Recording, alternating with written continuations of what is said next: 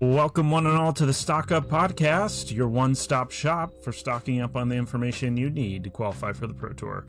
My name's Alex, and I'm joined by Jacob Negro. Jacob, how was your Thanksgiving? It was great. I hosted for a total of 9 people, counting myself, which this is my second year with Olivia hosting. And did you guys have turkey? Yeah, I made turkey. The last couple years, I guess I haven't made many turkeys before the last couple years, but I just been putting it in the bag and like stuffing it with a onion and an apple and putting lots of butter on it, and it comes out pretty well.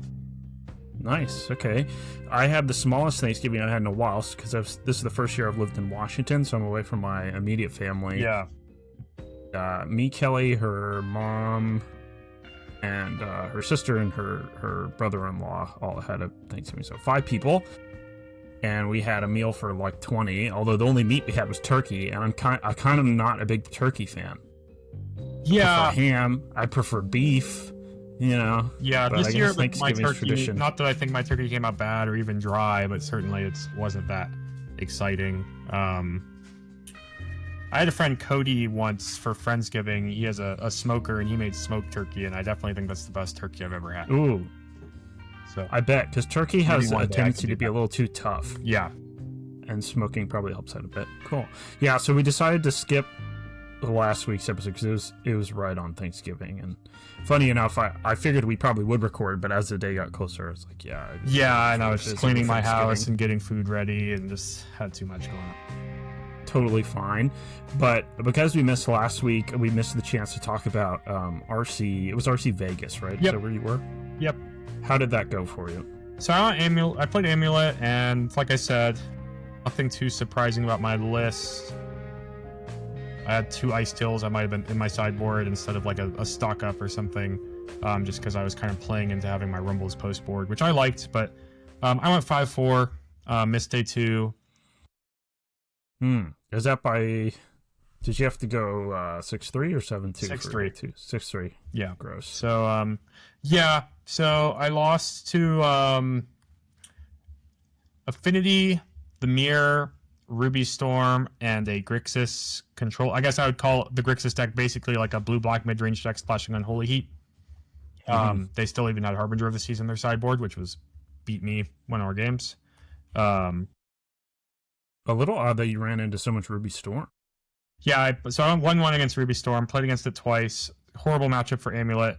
Not to be too mean to my opponents, but as you know, it's an open deckless tournament, and after losing game 1 to each of them, I thought to myself while sideboarding, because they have cards that are kind of, I guess, various disenchant effects, not literally disenchant, but like Wear Tear, Prismatic Ending, even Untimely Malfunction, and then also they both had 4 Orms chants in their sideboard, and I thought to myself, you know, they're a much faster deck in the matchup, and I really hope they sideboard a lot of cards to slow me down, and that I think would increase my win rate. And both games 2s that I won, I felt like was because they flipped sideboard cards to their random exile effects that weren't actually very useful.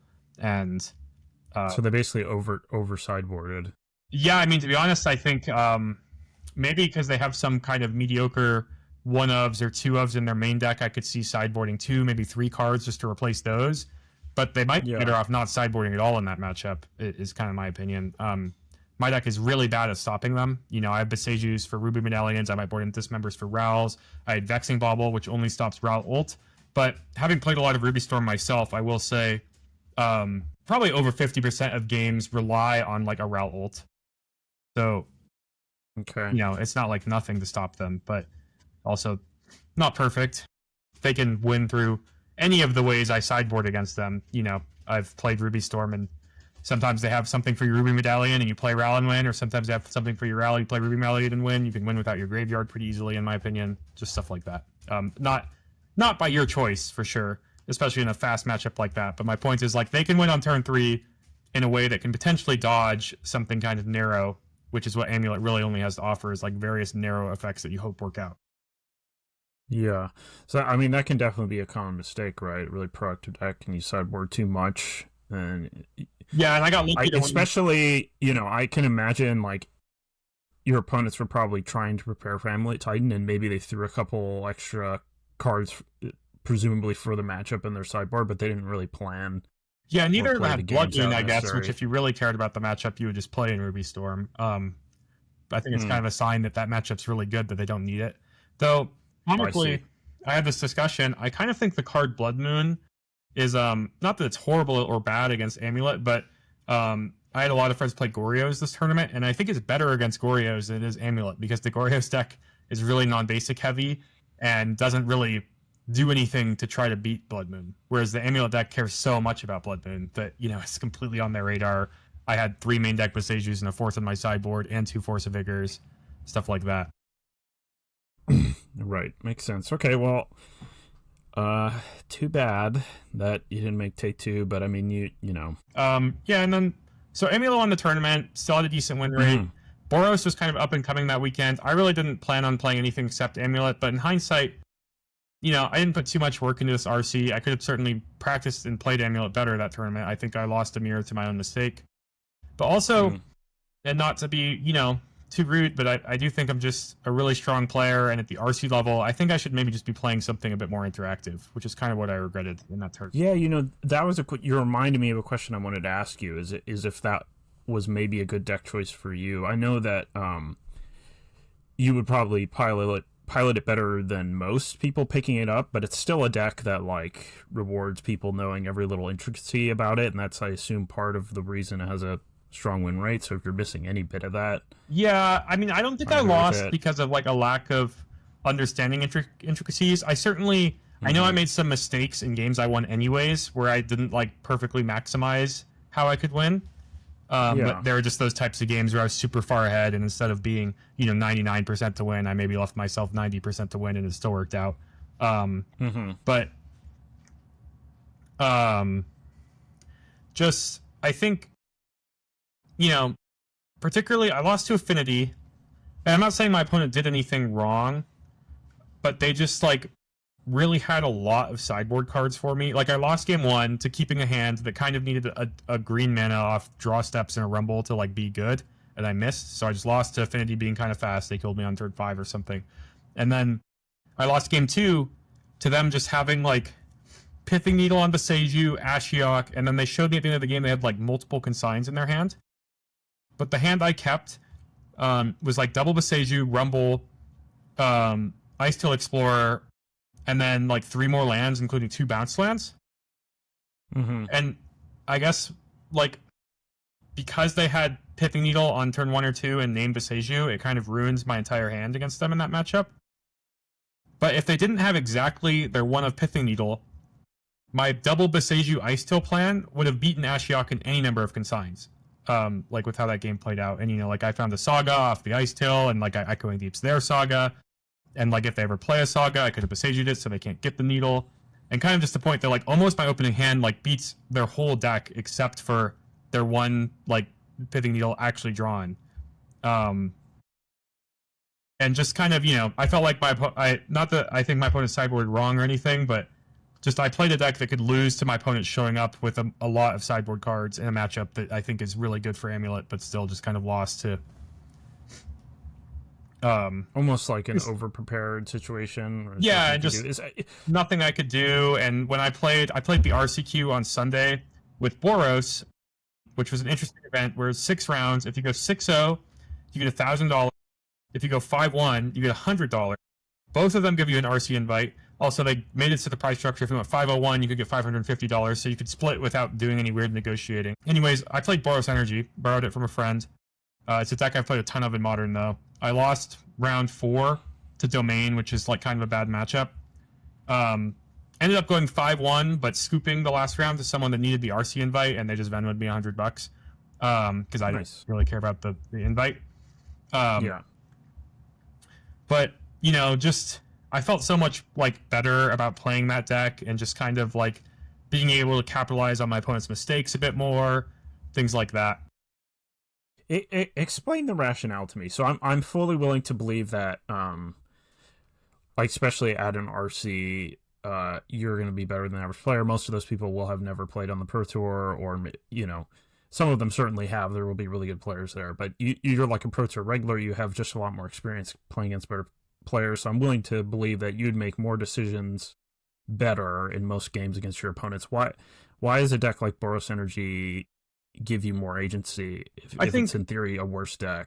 Yeah, so well, also comically, Boros had an amazing weekend, just to be fair. But not that I really thought about that or knew that going into the weekends. But just it's a little bit interactive, not crazy. There's certainly more interactive decks. I'm not saying Boros would have been like my best choice for the RC, but I think the games are a bit more about combat, which is a little bit harder for players that are maybe less experienced.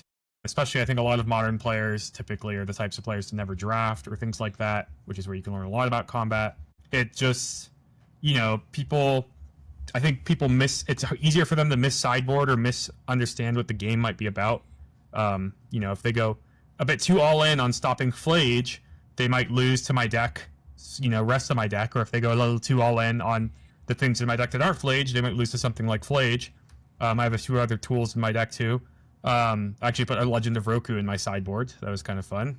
Shout out to our top 10. But nice. Over Showdown of the Scalds.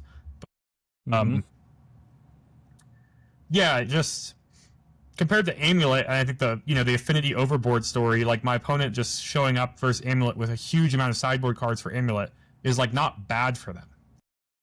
They can't really mess it up. They could probably board out and almost randomly and board in all those cards, and it's probably not going to be that big of a deal for them. Whereas, I don't want to be too critical at specific cases, but I felt like I beat Prowess as Boros, where like they didn't board correctly. They were kind of thinking the games were a bit more of a race, but I think they're kind of a more controlling game from both sides post board and stuff like that. It's almost, it sounds almost specifically like it's hinging on pieces are more effective against certain decks. Yeah, exactly. Others. Yeah, certainly. Ashiok is the key, like, anti-Amulet card that only play pretty much for Amulet. I guess also Neoform, but... Right, whereas something like Boros, there's no get out of jail free card, really. Yeah, like, people put the Pyroclasms in their sideboard for Boros, but it's a strong, resilient deck that, it doesn't want to play against Pyroclasm, but it's going to beat Pyroclasm some games. Yeah, especially with some certain draws. Okay. All right, well, that's an interesting insight. I'm sure you think differently, for example, when you're actually playing at the PT. Yeah, definitely. Narrow it more to just to be honest, what deck you think has the best percentage.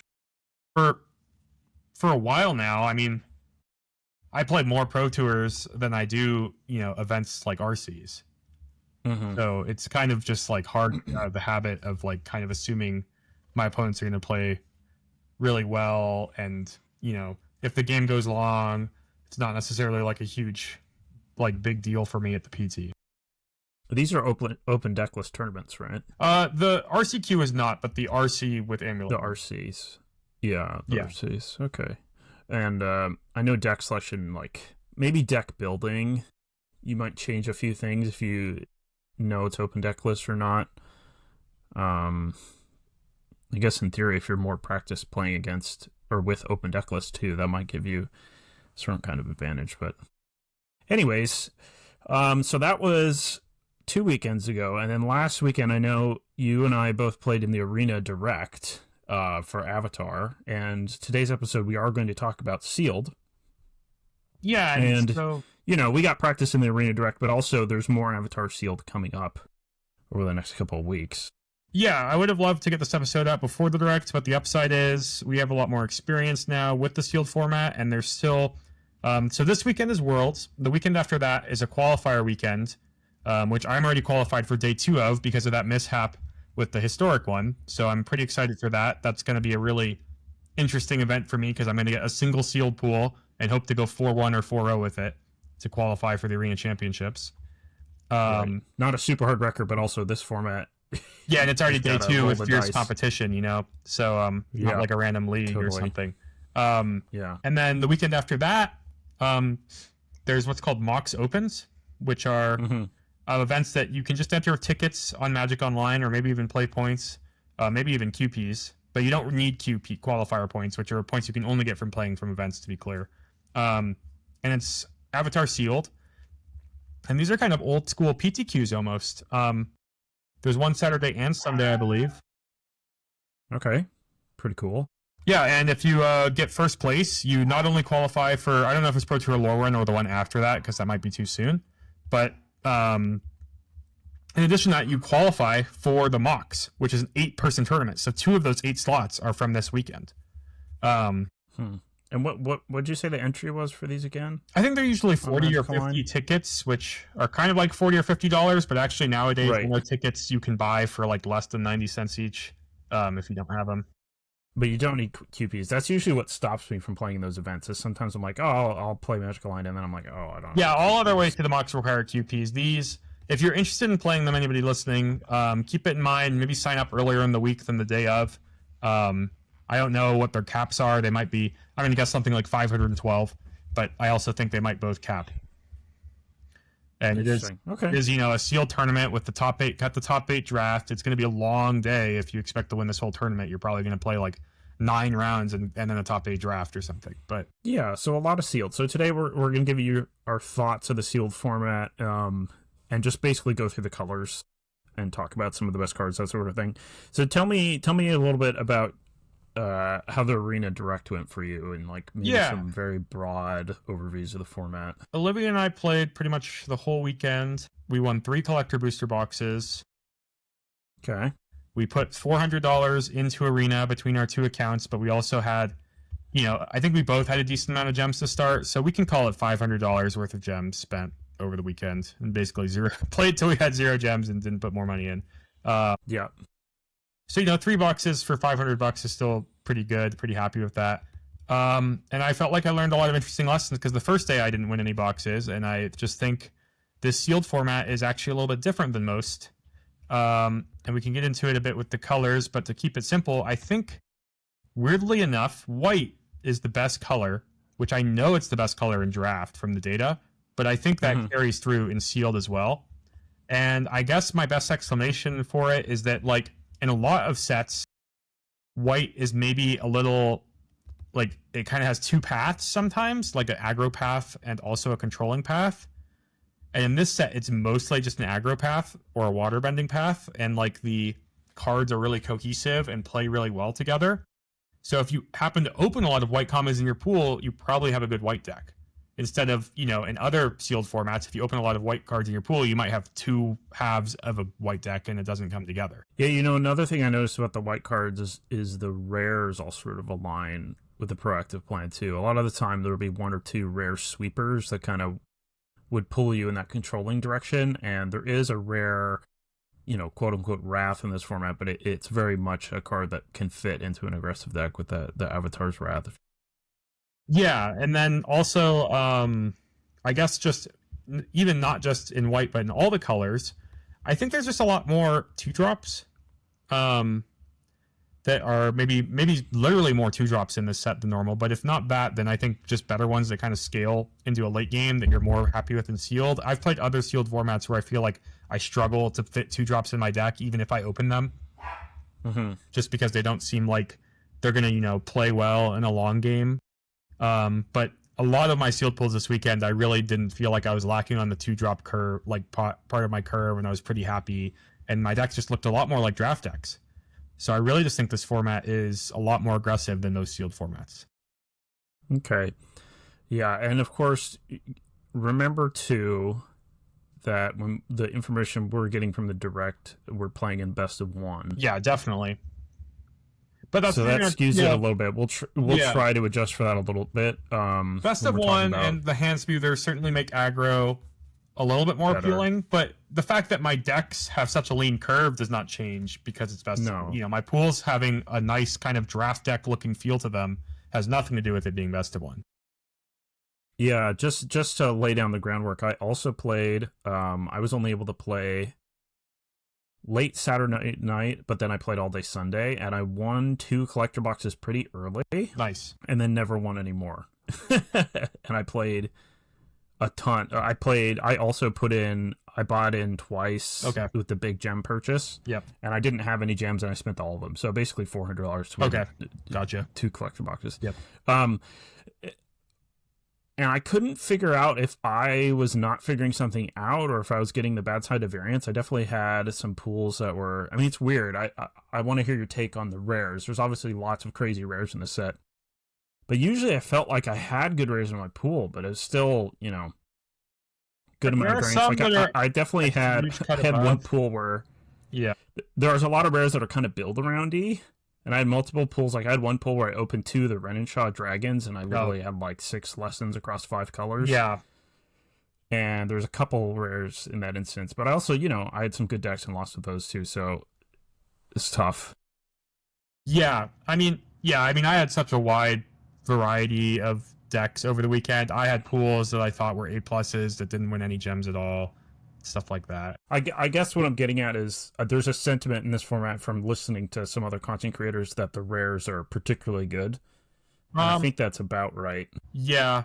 Some of them, the Mythic Saga cycle is pretty crazy because they're pretty hard to interact with favorably at all. And then, there's other ones in the category of like the blue-white Katara is totally game-ending, but you have like a turn to kill it usually, or things like that. And even though they have a 1/1 left over after you kill it, like not a total disaster if you can just kill it. But still, like, right. The window's short. You're going to lose to that card a lot in limited, for sure. It also maybe feels like the commons are like a little worse compared to like there's a bigger gap in power between even the commons to the uncommons, but also the uncommons to the rares than there usually is. I noticed when we take a look at our graphics here in a second, there's not a lot of commons on any of them.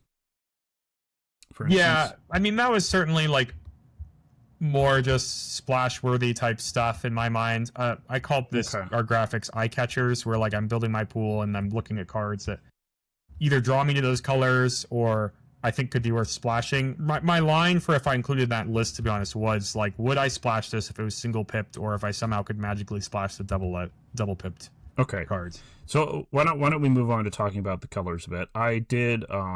You sent me a list, and I added all those cards to our graphic, and then I also added like 1 or 2 other cards, but everything you sent me is on here. So we'll start with white. Again, mostly rares, but some commons, uncommons here. So talk to me when you're looking at your white, what cards are most appealing to you? Yeah, so I want to point out right away this, sorry, it's hard for me to read the name, the uncommon in the top left. Is it too small? Let's see if we can. Great, sorry, the Water Tribe Rallier. I think this is the best uncommon in the set by a lot. The best non-rare. Like total mythic uncommon in my opinion, better than a lot of rares you'll open, like literally. It is quite good. A lot of the times I'm white is because I've opened this garden because it's an uncommon in 6 packs. It's not that weird to open it. And if your deck works out, probably want to be some kind of blue deck, but splashing it is reasonable too. But yeah, just like the waterbend ability is kind of ridiculous. It's a lot like Duskwatch Recruiter in Shadows over Innistrad or whatever. Like, you're just going to dig through your deck for creatures. Somehow, when you play this set and you build your deck, you realize that somehow they just made every creature in the set have 3 power or less. It's kind of crazy. Like, it's not literally true, but like the bomb rares are that way. The Bant Aang, the blue-white Aang, Katara, this Hakoda card, Appa, Suki, like, all these bombs you could open are somehow findable off this, with a few exceptions, of course. I think I've noticed a trend that very slightly in general, the creature sizing is a little bit smaller than in previous sets. Yeah, well, it's so weird. Like, there's also Earth Kingdom Soldiers is the hybrid green-white common, and it's a 3/4. And it's a card that you play often as a happy curve topper in your white decks that just happens to also be findable off this. In addition, like, there are some cards that care about being tapped. The 2-mana 2/2 taps, scry 1, gain a life, Grand in blue. It's kind of easy to fuel waterbending. There's a Kyoshi Battle Fan, which is a 2-mana equipment that makes a 1/1 ally and auto-equips it and gives +1/+0, it's actually the same card as Monk's Fists, and it's pretty funny because Monk's Fists was really good in Final Fantasy, but for the reason that you'd move around the equipment a lot, I felt like. And in this set, it's kind of just really good because of waterbending. I almost never play it unless I'm a waterbend deck. Yeah, waterbend, and then there's a couple other payoffs too. Stuff, I guess, sacrifice artifacts. Yeah. Yep. But yeah, that card is just really impressive to me. I think it's better in sealed, where like removal is really taxed, and it's just kind of it's a must kill threat for only 2 mana. It's not weird to like If you play a 2-drop and a 3-drop, then on turn 4, if you play this with 2 lands up and your 2-drop and 3-drop haven't traded off or died, you can activate it on your opponent's end step. In general, the water bending on your opponent's end step is just like really powerful and flexible. Briefly, I think I want to go over like the different bendings and get your thoughts on them. So the water bending, some of the different mechanics, we have water bending, which is just a cost that costs generic mana, and you can tap artifacts or creatures to tap them. So that's it ends up being pretty flexible. Really easy, especially the ones you could do at instant speed. Yeah, it's very common to have artifacts sitting around. So a similar card, I guess, in blue is Katara, which is the 3-mana 2/3 with Waterbend 6, draw a card. And then, funnily enough, she says at the beginning of your end step, if she's tapped, she gets a +1/+1 counter. That line is a huge bait. Like, sometimes you attack with her or whatever, but you should not be tapping your whole board entire team on your to give her a counter on your own turn. Rare you'll do that. It's mostly that you could just, if you play her on turn 3 and you're on the play or whatever, you could just sort of attack. And yeah, exactly. Nice. Yeah, or maybe waterbend her to something else cheaper on your own turn, Yeah. So and then we have airbending. So airbending, when you airbend a creature, or you could do it to spells or non-land permanents in some incidents. Yeah. It basically goes into exile, and the owner can pay it for 2 generic at any time they can normally play the card to cast it again. Yeah, so very similar to bouncing. Yeah. Except not as brutal in some ways. Worse although against if you target your own things, and often better on your own things. Mm-hmm. And then also notably, Earthbend is a mechanic in the set. The cards that can airbend your opponent's things, they are split between saying non-land permanent or creature. All the ones that can target your own things only, which is just Appa and Airbender's reversal, I think, they both say non-land permanent. So that's fine.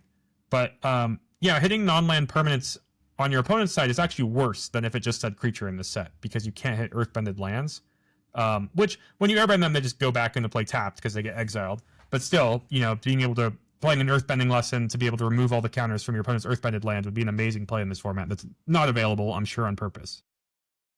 Yeah, so that's airbend. So you target your opponent's stuff, sometimes you target your stuff, sometimes it ends up being a pretty nice mechanic and feels very flavorful and all that. And then earthbend, as you were saying, it'll be earthbend and then it says a number. So earthbend 3, you choose a land you control, that land becomes a 0/0 creature. It does have haste, so if you want to attack with it that turn you can, or if it's a land you played this turn, you can still do it. And you put 3 +1/+1 counters on it, and it's just a creature. So a lot of the times there will be cards that say, for instance, there's a 3 green sorcery lesson that just says Earthbend 4. So a full card, and it's just making essentially a 4/4 haste out of your land. And if you could airbend that, that's pretty good. Yeah, it's basically like remove all the counters from the land and tap it. And then finally there's firebending, which is again like earthbending. It just has a number after it. Firebending 2, and this is whenever you attack, you add that much red mana. So firebending 2 would add that much red mana, and you have to spend it before the end of combat. So you basically can activate abilities with it or cast instants. Yeah, notably you can let your opponent block first if you want. You can even do stuff in the damage step to get kind of full information, but after that it doesn't work. I guess to kind of talk about these in the context of sealed or limited in general, earthbending's kind of underimpressed to me. It kind of feels like they're costed in a way that those cards you earthbend will probably have to be tapped if you're playing them at reasonable points in the game. So it's like a lot of tapped creatures, which kind of, it's for the haste obviously can come up when you play a turn later, which is nice. But also, earthbending your lands means that if you want to use them in combat, you can't tap them for mana. So you kind of have to pick. I will say after this weekend in both draft and sealed and on both sides of the table, a card I'm really impressed with is Rumble Arena, which is the land that taps for colorless when it enters Scry's 1, has 1 tap, add 1 mana of any color, but importantly has Vigilance, which is huge for earthbending, because all of a sudden this land having this choice between mana or combat not only gets both mana and combat, but there's actually a lot of instants or just even clues in the set that I found I'm attacking, blocking, or threatening to block and spending that mana on my end step with a Rumble Arena to earthbend. Yeah, I've been pretty happy with that card too. It's funny that ever since they printed Shimmering Grotto or whatever was the early version of it's just a land that does the filter thing. I think that land's not good enough, but they've been adding little text to it every set. And this time they've essentially added 2 relevant text to it between the scry when it enters and also the vigilance. Yeah, the scry also good for earthbending it, because if your opponent answers it, it comes back tapped and you scry again. Yeah, totally. One thing I've been doing more in sealed nowadays, especially with all the rares and the, going on and whatnot, is I'm more likely for my average land count to be more like 18. This will include sometimes like, you know, Lay of the Lands or Cyclers as my 18th land. But I think especially if your deck has a lot of earthbending, you actually do need to err on the side of playing more land, because if you get into the spot where you're having to earthbend a lot and you're kind of stuck on 4 or 5 lands and you're having to put it onto tap creatures like you're saying, that can be pretty rough.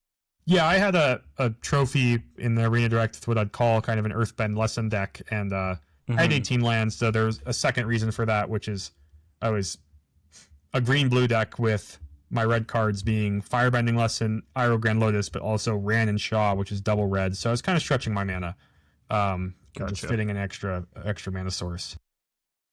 Yeah, I mean, these sorts of things all tend to happen a lot too. So, I mean, there's plenty of reasons to play a little more land, but I think, you know, once you have a lot of these small reasons in your deck, that's when you. There's also a cycle of expensive land cyclers in these decks, and those kind of can help a little bit, though they are certainly a bit worse in these formats where they're faster.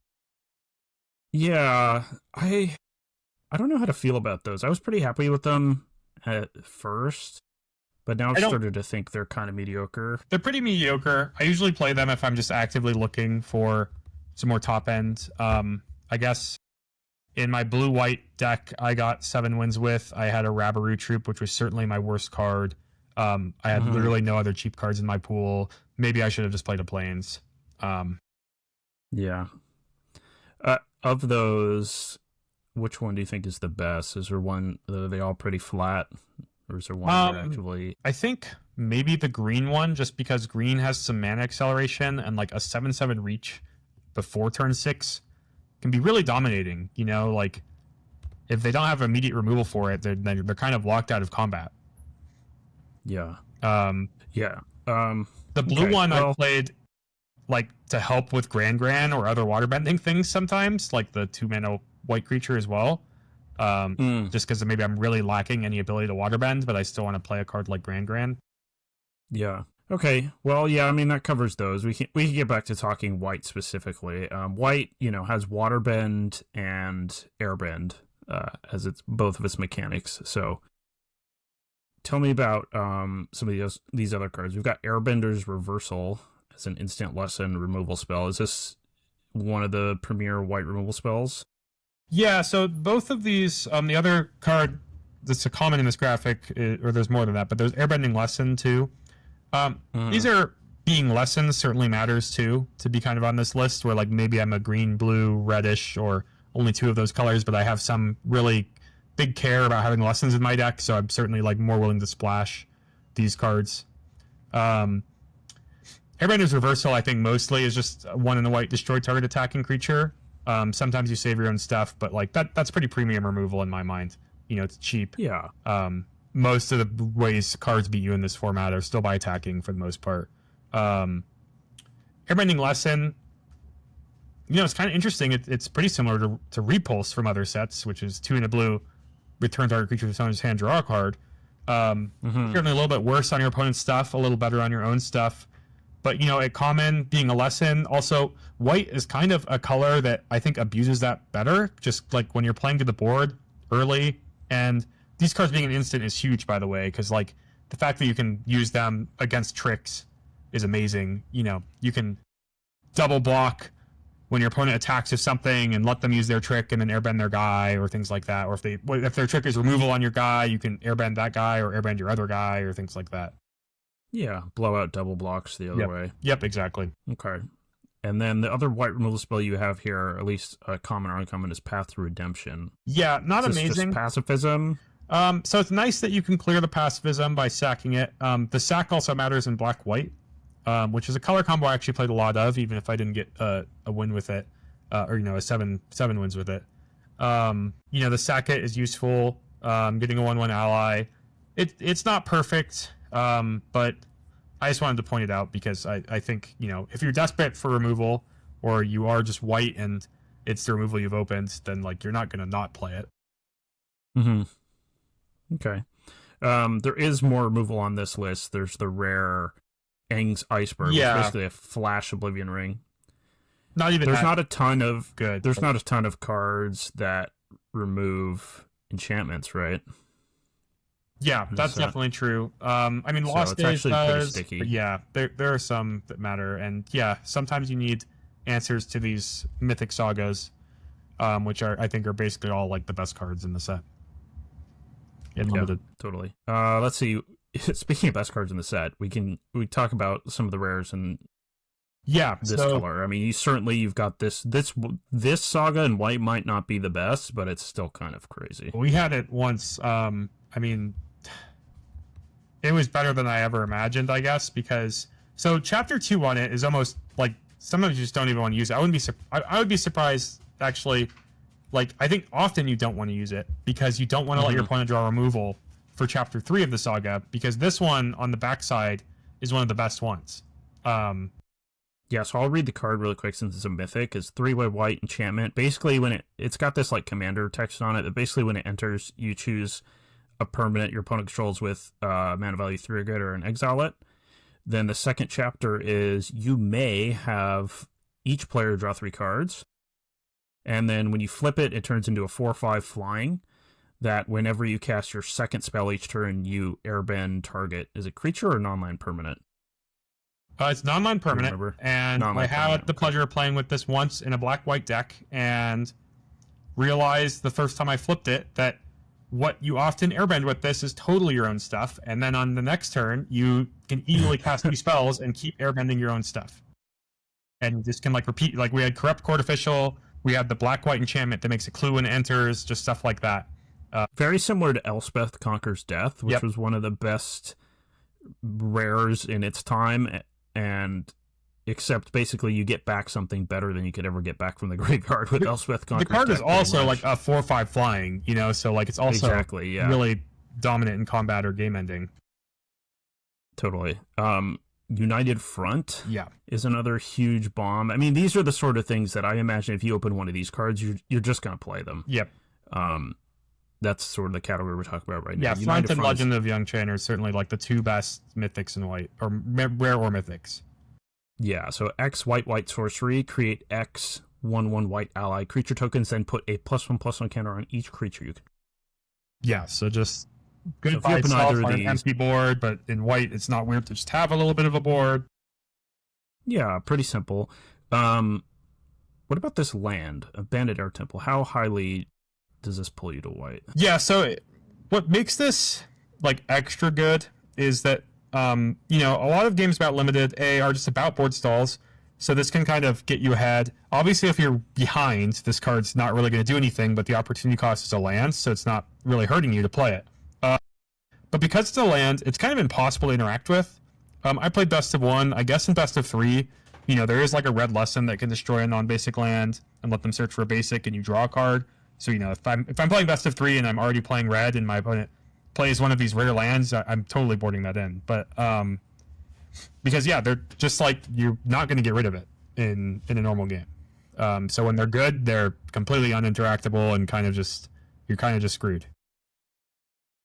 And notably, this is probably the best one of all the lands. Yeah, the other one that only 2 of them even made my list in those top card things, and the other one was Ba Sing Se, which, offers board presence ahead or behind. Ba Sing Se can even be an infinite jump blocker. But yeah. Also, like, so I guess I should talk about this. Splashing in this set is kind of awkward to me. It's not horrible. And I guess all of my decks I won with were 3 colors. No, one of them was just blue-white. But I don't really like the green fixing very much. So we have the cycle of 10 lands. You sometimes have Rumble Arena, which is good enough to carry you. I don't mind the Rampant Growth Lesson. I don't mind playing like 1 Aang's Journey. The Barrel of Blasting Jelly is okay to count as a source, I think. It's a little bit better if you have some water bending to put in your deck in the first place. Also, it's kind of a 5-drop to like be a playable card, so don't play it with a bunch of 5-drops in your deck, in my opinion. Like, you need to be able to spend 5 mana to activate it to kill something, to have it be worth something. But I guess I'm only doing light splashes often and not playing, like 4-color decks as much. I just found the games were so fast and it was kind of hard to do that. I definitely had my share of playing 4-colored and 5-color. Well, I guess I never played a 5-color deck. I played 4-color decks. Yeah, I lost to them sometimes for sure, but yeah, like I had a couple decks I went 6-2 with. Yeah, I had a couple decks I went 6-2 with, and I think one or more of those might have been 4-color actually. But that could just be that my rares were insane, right? So you really got to have good reason to do that sort of thing. To call out specifically, Cycle of Renewal is the 2-green instant lesson. Sack a land, search your library for 2 lands, and put them into play tapped. I really don't want to be playing that type of card in the sealed format, even though in other sealed formats in the past, I'd not be super excited, but like I'd be much happier with it. That one's particularly weak. I guess the idea is that it's a lesson. Yeah, I guess also what kind of, I guess, is appealing to me about it in sealed specifically is that if you get into the realm of playing 4 or 5 colors, it can fix 2 colors at the same time. Right. But that's just like something I'm really not interested in. I'm mostly just looking to be 2 colors, maybe splash a couple cards in my 3rd color that are amazing. Yeah, I don't think I did well anytime I put that card in my deck. It's interesting when you play, especially when I play these directs, I play them kind of fast because I'm just trying to grind through them. But you get a sense for like which cards you like and which cards you're like, I better stay away from that one, even if it's like just sort of on an intuitive level. And whenever I see that green card, I don't think like, oh, this is a nice fixer. I just think like, I don't want that one. So, and I guess to get into that, these cycles of lands, these rare lands like Abandoned Air Temple, like you can splash them. It's a little weird, but it's also not that costly, I guess. So like if you're splashing white anyways and you don't have a reason to like search for basic planes, like maybe you just have, your green-blue deck and you got like a green-white land and a blue-white land and a Rumble Arena, and you're like, well, I just want to play planes for like 1 extra source. I'd probably play this Abandoned Air Temple over the planes in case you draw it in combination with your other things, because it enters untapped almost always in limited. Yeah. I had what was it? I'm pretty sure it was a Grixis deck, and then I had Azula, the blue-black one, the one that really edicts them. Yep. And I had a Grixis deck. I was basically blue-black, splashing red for like some lessons, some burn spell lessons, but I had all these off-color green lands, and I had a Boxing Say. Oh yeah. Yep. And an Egg's Journey. So this got me to put all those cards in there, and then I ended up playing one of the like regrowth lesson cards, because it's a lesson and it fit with my lesson cards, and then I figured I could be really nice to regrowth Azula. Yeah, so Bossing Say might be better to splash weirdly than this one, just because like I mean it might just be better in sealed, honestly. The games are that's true, especially in a deck like that. I mean I think an assertive white deck would much rather have exactly. A white deck might prefer the Air Temple, but any deck, if they could activate Bossing Say, would just love it, I think. Totally. Yeah. Are there any other cards here that you want to talk about in particular? Obviously, all these are pretty good. The white. Appa was actually like, it's a strong card, but I saw it a lot in action over the weekend, and it's kind of like not crazy broken or anything. It's a 3/4 flash. Fair. I think 1/1s because you like end up just airbending your own things that can't go into combat, or maybe you get some ETBs. But like totally beatable. I also thought that card was going to be a super bomb, and it's mostly just 4 mana 3/4 flash flying. Like if I had to upside. If I had to rank like these rares here, I would say it's like the Legend, Unified Front, and then like kind of both Suki and Abandoned Air Temple. Like Suki's really strong. What happens with Suki is you just like attack with all your creatures and they eat one of them and you just get a 2/1 back anyways. Yeah. And then maybe you put like Appa and South Pole Voyager. Yeah, exactly. Yeah, I don't even always play Airbender Ascension in every deck, to be clear, either. It's just like a card that can have some AI upside, but... And Hakuda is a strong card, but there's a It's lot of, also a card that's probably worse than it looks. yeah. There's obviously also, just as we get into talking about these top cards, there's a lot of ally-based cards and there's a lot of lesson-based cards. Sometimes you need to be an allies deck or lessons deck for them to actually be worth playing. Yeah, totally. Okay, well, just so we're not stuck forever, let's talk about blue. A little bit less cards to talk about, I suppose, but, you know, blue. How have you liked blue as a color to start with? I've liked it a lot. I'm not sure if I would... I don't know. Blue might be the second best color in sealed, but I definitely think it's the best pairing with white. So I think... Okay. Like, not that I think over half of pools or anything are blue-white, but I think the most common sealed deck is blue-white in this format. I'm so happy you said that. Yeah. Because as I was playing... Well, on one hand, I don't think I played a single blue-white deck. On the other hand, I felt like I played against blue-white all the time, and I couldn't tell if it was observation bias or if I was actually just running into loads of people playing blue-white. No, I think it's just very odd. strong and cohesive. Yeah. You know, Katara is not much worse than that Water Tribe Ralliers card. Right. It's certainly Just worse. It costs uncommon another version, mana to yeah. play and another mana to activate, and I kind of think draw a card is worse than the ability on Ralliers. Though sometimes Ralliers misses, to be fair. But yeah, it's just... Yeah, all the Kataras are really good, funny enough, but this is the mono blue uncommon, the 2/3. And then Wan Shi Tong and the Legend of Kurak are both just like crazy bombs. Totally, yeah. Even, I mean, honestly, the Mechanist Aerial Artisan has really worked me before, It's and I've had surprising. it. It's a surprisingly good card, too. That line of text to make them 3/1s is huge. Both, like, just because, you know, getting a bunch of clues is kind of clunky, but this card is actually pretty good defensively because your opponent just, like, can't attack you with creatures of toughness 3 or less, even in the air, because you'll just trade your clues for them. Right. I had a game where my opponent had that, and he protected it with 2 different octopus forms. Yeah. And I just was like, oh, man. I love Octopus Form, by the way. Okay. Yeah, I'll play them all the time. I think in Sealed, it's just so weird. You know, you're just playing to protect your bombs and things like that, and it's just Right. huge exchanges on mana. The white one, Enter the Avatar State, I think is worse, but still pretty good. But yeah. Cool. So this never happened to me. This happened against me, unfortunately. I played against someone with 3 Accumulate Wisdoms. But one of the things, I know, I hated it. They also had a multiple comment of the Firebending Lesson and just the full suite. But basically, if you don't open Insane Rares, there are a couple uncommon build rounds that can be really strong, and the Learn package is basically one of them. I mean, it's basically blue-red, but Accumulate Wisdom, you get, 2 of these, and you actually have a good lesson package, like some of the good lesson removal spells, that can be a legitimate plan to win with, even without rares. Definitely. And Tidally is also, or I guess the lessons thing, I guess I only played it with rares, but Accumulate Wisdom is certainly like the real uncommon, like, broken card. I think that's like the biggest payoff for a non-rare in the set, is that thing.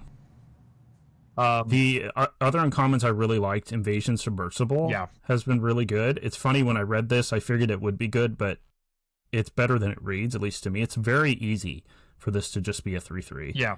No, the Waterbend 3 like the is turn like after you play it, or even the turn you play it to block. Yeah. Oftentimes, I think the turn I play it, I could not block with it, but I could activate it to have it by tapping itself. Totally. Yeah. And like you can just play a Battle Fan into this and not attack, and that works, for example. And also, like, I don't know, not that 17 lands, not that I just want to follow it religiously, but like the top blue cards in order are the Legend of Kurak, Wan Shi Tong, and then Invasion Submersible, which is kind of insane, like. Mm-hmm.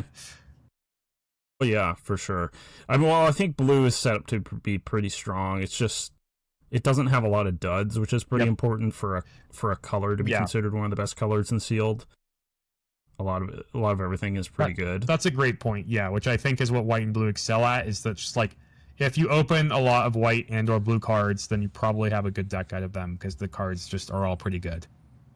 Yeah, like black, for instance, in this set, has a ton of extremely good rares, and then it has its common removal that's pretty good, but then it has a lot of duds.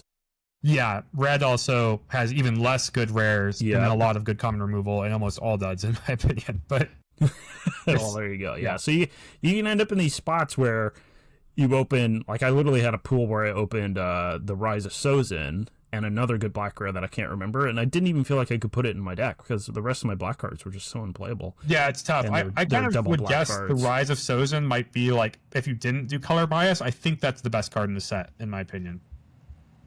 Oh, yeah, Yeah. it's insane. Like- it's insane. I mean, all the legend cards, if you see them, it's just, you got to run away. Yeah, I mean, which is cool, just I guess, thematically, but it Because can be I pretty guess brutal. the board presence of the game is so high, I've just found that like there's also just not really like true sweepers in this format besides that one. So it's just Yeah, like that's impossible true. to play around Mythic Rare. Every time I've seen it or played it against me or played with it, it's just like, yep, like you just like can't really play game ones, or at least especially in best of one. I guess in best of three it'll change a little bit, but like you just can't play around it, and your opponents can't either. I think it, unless your opponent's just doing nothing and you're really far ahead. But even if that's the case and you start sandbagging creatures, it's still kind of hard to keep up with it. Also, Still sticking on blue here. Spirit Water Revival, I've also found to be just a really strong card. The Unagi of Kyoshi Island, definitely. I did add the Agna Kala. This is the blue. yeah, it's land. fair. So you didn't have it originally.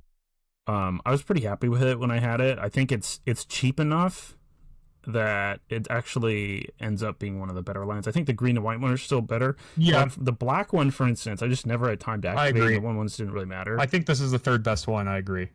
Okay. Well, fair. As someone who had the Unagi of Kyoshi Island a lot of times this weekend, it's kind of funny because sometimes you get them on that text of draw 2 cards, but mostly Flash 5/5 Ward Waterbend 4 specifically is so impossible to kill in combat that it's just like a 5/5 Flash that almost always successfully like kills your opponent's best attack. It's like a 2-for-1 removal spell. Yeah. I played a game where my opponent flashed into Washi Tong, drew a couple cards, ate my guy, and then it looked like I was going to come back and win that game, and they drew an Unagi of Kyoshi Island and homped another one of my guys, and then at that point my board was just totally decimated. I guess also I had a trophy with the Legend of Kyoshi and the Unagi of Kyoshi, and that draw 2 text is mandatory. So I had a game I was actually kind of scared of decking. Funny. Specifically, what happened is they played the 3-mana exile, a non-land permanent with mana value 3 or greater on my Legend of Kyoshi, and had their 3/3 died. I had to kill them in combat without letting them chump the 3/3 because I would have just lost.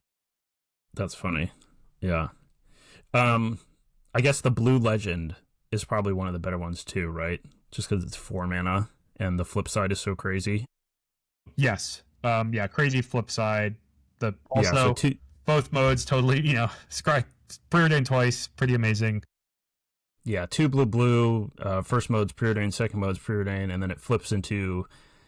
Let me see if I can get it. It's a 4/3 creature with no keywords, but it says whenever you cast a spell, create a 1/1 that can't be blocked or block except by spirits, and then it has Waterbend 20, exhaust, so you can only do it once, but it's take an extra turn.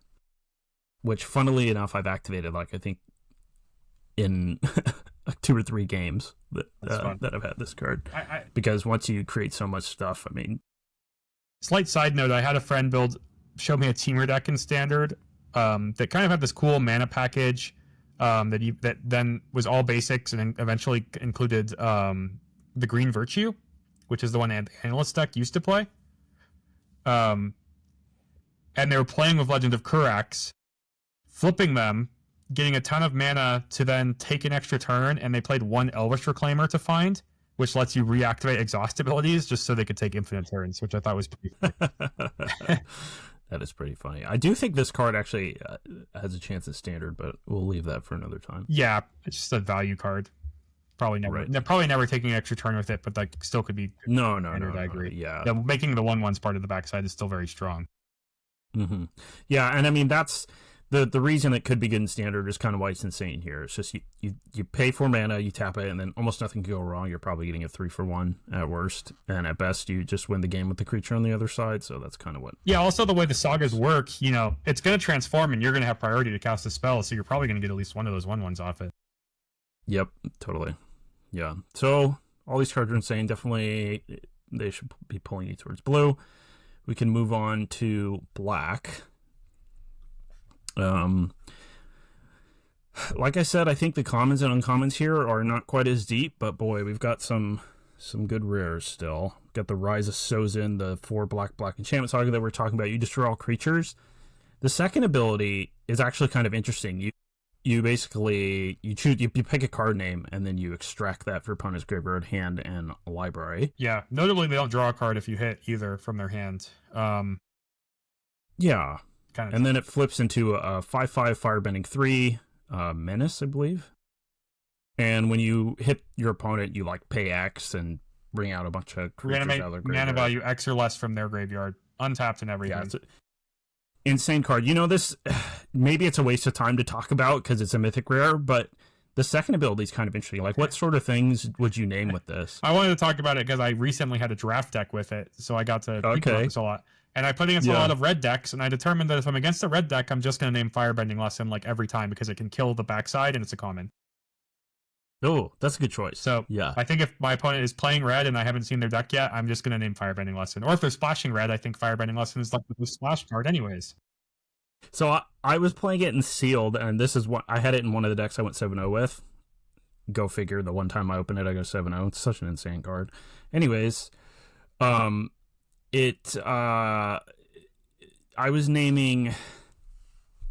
I was naming rares because I was like, what's the sort of thing that could beat me? And I think the first couple times I just named commons, but I was like, a common's not going to beat me from this spot. Yeah, so I started naming rares, and I was naming rares based on, like, when my opponent was blue-white, I was like, why would I play blue-white? Maybe if I opened that blue-white Katara, I would definitely play blue-white, and that blue-white Katara, if they drew it and played it, would also probably beat me, so, like, I named that one game. Naming the Bant Aang might be pretty telegraphed, because if they're playing those colors, it's, like, really likely they have it in their deck. Yeah. I did one time name Wan Shi Tong. Nice. Because I was way ahead, and I'm like, I don't know, they have 10 mana, that could beat me, and they actually had Wan Shi Tong in their deck. So that was the only time I actually successfully extracted something, I think. But that was cool. Besides that, what are these? How about the rares? Which of these rares are you like, oh wow, I'm definitely playing black? So I think Phoenix Fleet Airship certainly like needs some support. But you don't have to do like the full on I have 8 of this type of thing with it. Though I've had a lot of decks where that I had, I guess, this deck or this card a handful of times between pre-release and now, and I've gotten 8 things multiple times. But also, like, what ends up happening is you copy it once and now you just have 2 4/4 flying crew ones. Like, that's pretty broken. Yeah, so 4-mana 4/4 crew 1 flying, and then at your end step, if you've sacrificed a permanent this turn, you create a copy, and then the copy will also have that effect. Yeah, but you would just play 4-mana 4/4 flying crew 1 with no abilities, right? So it's not the biggest deal. I would, but I wouldn't like be excited about it. Like I would. Sure. But that's a decent fail-safe for it to have. Like if you don't, but cracking a clue, cracking a food, cracking one of those rare lands. Yep. Or common lands, I'm sorry. Yep, totally. You might play an off-color, not a double off-color, but a single off-color, one of those rare lands, things like that. I think playing one of those, if you're not playing any others, is probably pretty reasonable. Yeah, and once you copy this, it just makes almost every creature on your board a 4/4 flying, essentially, so it can be really good. What do you think about the Fire Nation Drill? I think currently, on 17 lands, it has the #1 win rate for games played. Oh, yeah. Wow. Yeah, that makes some sense to me. It's right under the fire. The Sozin. Funny, I mentioned that the Ralliers can find almost every creature in the format. Well, this can kill pretty much every creature in the format. Yep.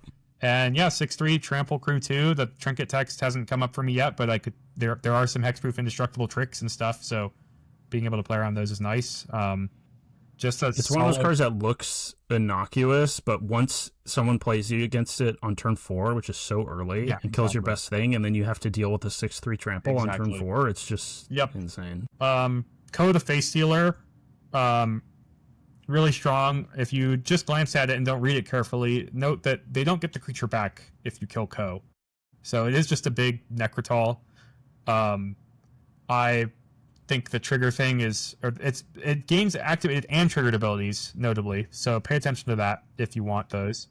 And then something to keep in mind, because I've done it once, I guess, Judy, the uncommon, Funny. if you don't have only token copies of it at that stage in the game, you can activate your normal Judy, get the token copy, sack the original Judy, exile it to Co, and now if you want to pay a life, your Co could pay a black and tap to put a copy of itself into play, which will be legendary and instantly die, but you do just get to exile target creature. I'm so glad we released this podcast an episode late, because I literally played against my opponent and they had Co and Judy and they attacked with Judy and I blocked it. It was a close game and it died, and then it went under Co, and then I realized what was going to happen to me. Yeah. He was just going to start exiling my stuff, but he never did it. Wow. So I think he didn't realize how it worked, and I was just so terrified. And then I eventually used like 2-for-1 myself to kill the Co, and got out of it and actually won that game. So yeah, also, there's a lot of weird stuff about this card that I guess is like not intuitive to me. Also, the pay 1 life, choose a creature card, exiled with it. That's not until end of turn. right. So like it's a weird card. You can, like, the first time I ever cast this card was at pre-release, and my opponent played the uncommon Azula, and that's what I exiled with it. So like I could just, Azula's triggered abilities are both great. It has firebending too, and when it attacks, makes a clue and take 1. So like, great to put on like creature, like totally. So black has a lot of good removal in common and uncommon. So at least it's got that going for it. Removal's always pretty. I wanted to bring sealed. up this kind of sack thing. Deadly Precision. Sure. I think is really good. The 1 black as an additional cost, sack an artifact or creature, or pay 4, destroy target creature, sorcery. Yeah. This set so is real so quick, much fun. are these okay? This set has a lot of fodder. Sure. Do you generally like these cards? This is a card we've seen variations of a lot. Usually you really have to care about the fodder. I think this set, I just almost never feel like I'm missing the fodder half of my sack decks. I'm missing this able to sack stuff of my sack decks, if anything. Yeah. So this is kind of enabling that. And then also, this has a buyout. So like at worst, it's a 5-mana sorcery, destroy target creature. I don't want to play that, but if the games are weird, or you don't have the sack fodder, or you have nothing better to do with your mana, then you might as well not sack something if you don't need to. They're sold out also as common, which sometimes removal spells, once they start costing 4 mana, are actually kind of bad nowadays. But this one's an instant and it exiles the creature, so I think that gets it over the line. And sealed, it's really important to have removal for the bombs. It does have this other text that doesn't come up much, but yeah, it's a little modal, right? What ends up happening is you like chump block with your corrupt court official to get a clue. Yeah, so you can like turn some crap creature into a clue some of the time with it. What about the cheaper removal spells? These are usually pretty good. We've got Heartless Act and Epic Downfall. Are you pretty happy to play both of these? Epic Downfall is excellent. Heartless Act can be awkward, but I'm happy to play it. Earthbending, it doesn't really work again. I mean, sometimes it does, I guess, but also just I think in general, green can get counters on their creatures in other ways I was experiencing too. Yeah, that would worry me about it a little bit, but I think overall it's just, Doomblade is so efficient that it's worth having still. I only put Day of Black Sun on this because there's just kind of a lack of sweepers, especially coming from Edge of Eternities, and like, it's not even a very good sweeper. But I just think like, we talked about this before with white sweepers being awkward in limited, but black is just like a color that loves having sweepers. Totally, yeah. Especially one with, in this set, there's a lot of fodder creatures, so a lot of your black creatures are just kind of whatever anyway. Yeah, exactly. And this very much a more controlling role. Yeah, and sometimes you have a 5-drop and your opponent doesn't even have a 5-drop yet when you play this card, and you get to like keep your 5-drop and rat their board. Weirdly enough, Earthbending is attached to like the Earthbending happening in the first place, so their lands from Earthbend still come back through this. Yeah. So, also notably, the only sweepers in this format are these 2 black ones, pretty much. Yeah. I mean, Avatar's Wrath, sort of, but yeah. And then there's a bonus sheet, Blasphemous Act, which is probably a huge blowout if you get got by that. Yeah. Well, in general, though, I think when you're playing games and you're deciding, like, my opponent doesn't have many creatures, do I really need to commit more? One of the things you might consider is, are they playing black, a somewhat controlling black deck, or just black in general? Then maybe hold back, but any other color, it's a pretty fair game. Just throw everything down. Yeah, I just wanted to point out this Rock Rider also, really annoying as a lessons deck, because it's really good at exiling all the lessons from your opponent's graveyard almost the turn you play it. Yeah, let me read it because it's a bit of a weird card. So 2 and a black, 3/3, firebending 1. So yeah, even though it's on a black creature, it still adds red mana when you attack. Then it says tap an untapped ally you control, exile target card from a graveyard. It is an ally, so it can tap itself. And it is an ally. And then it says whenever this creature attacks, you may cast any ally spell from among cards you own exiled with this creature. Notably ones you own. You can't steal your opponent's allies. The allies are kind of all in green, white, and blue, so this doesn't play out well in specifically with black that much. There are some allies in both black and red, but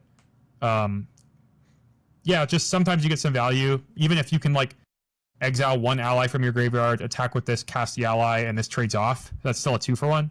But I've just found, like, I think if you are a base black deck, you probably should be playing this card even with no allies in your deck, because it's like kind of really good graveyard hate, and graveyard hate is actually somewhat effective. And a 3-mana 3/3 firebending one is not embarrassing, I guess. Okay, that's good to know. I haven't played with this card. I can't remember if there was a spot that I could have or not, to be honest. I played it with one Poxbearers, which is notably a black ally. But okay, checks out. Yeah, there are some black and red allies. Yeah. Any more thoughts on black before we move on? Yeah. Okay, so we could talk about red. There's not a ton of cards. Red looks just like black, that we love, kind of with less bombs. Yeah, I've been splashing red a lot, mostly just for these 4 cards. Yeah, I don't splash Lightning Strike as much, but I agree the 4 that are lessons, you're just so, these lessons decks want all the lessons they can get, and these 3 lessons are all good. Especially Combustion Technique, but yeah, the other ones are nice too. So yeah, I mean, the Legend of Roku's insane, but it's 2 red. And red's pretty bad, so that's tough. I had a pool where I decided not to play it. I don't know if that was right or not. No, I think for that it's reason. Being red makes it the one that you're least likely to play if you open it.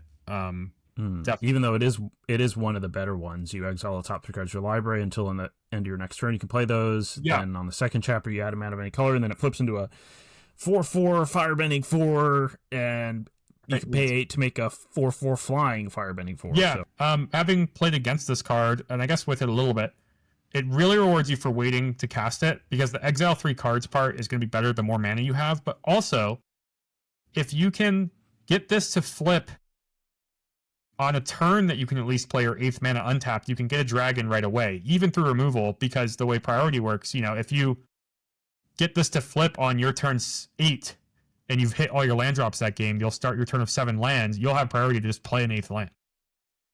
Yeah, because these sagas triggered during your main phase. Ran and Shaw, if I had a red base lesson deck, would be insane. Yeah, I got the trophy with it in one of my decks, but only drew it in the final game of the event. Funny. But hey, came when you needed it. Yeah.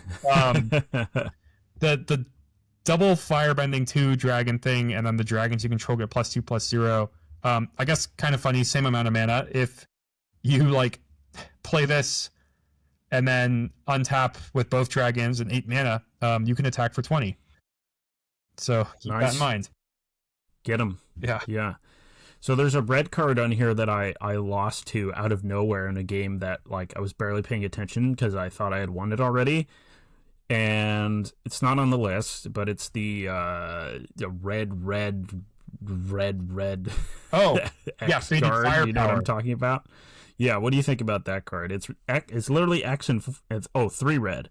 Flash and answers with X fire counters, and then it says if any source you control would deal damage to an opponent or a permanent an opponent controls, it deals that much damage plus an amount of damage equal to the number of fire counters on this enchantment. This card seems really broken if you are the actual red deck. I see its win rate on 17 lands is high, but that's draft and in decks that are only going to play and build around it. It seems kind of hard to get to build around it in sealed, is my impression. But it's certainly in the decks it's good. It's the best firebending payoff ever.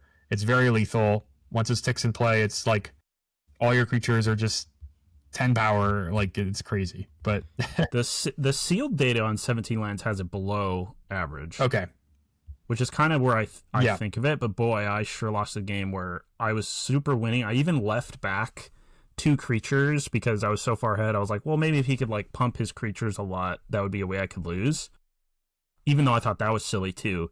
And then he just plays this for it's a super, super late game. So X equals like 6 or something. And then he like kills one of my creatures, attacks with 2, one gets through.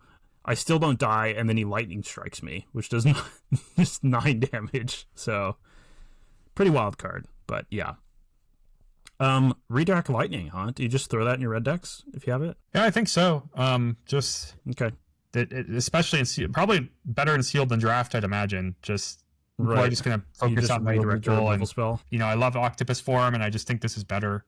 I think it's so easy to just be a 2-for-1 and flip their removal on their own thing. Nice. Okay. Cool. 5 life is steep, but you also aren't forced into paying 5 life. You can easily get to spots where you just have 3 mana, and it's a rare. Nobody's gonna play around it in game 1. Things like that. Yeah, and maybe if you have to cast it early, that's when you're tight on mana. You can sometimes both total. Players develop and don't trade any damage early in the game, and 5 life is easy. Mm-hmm. Yeah, in a late game, if you're low on life, you can, like you said, pay the 3. So cool. Okay, green.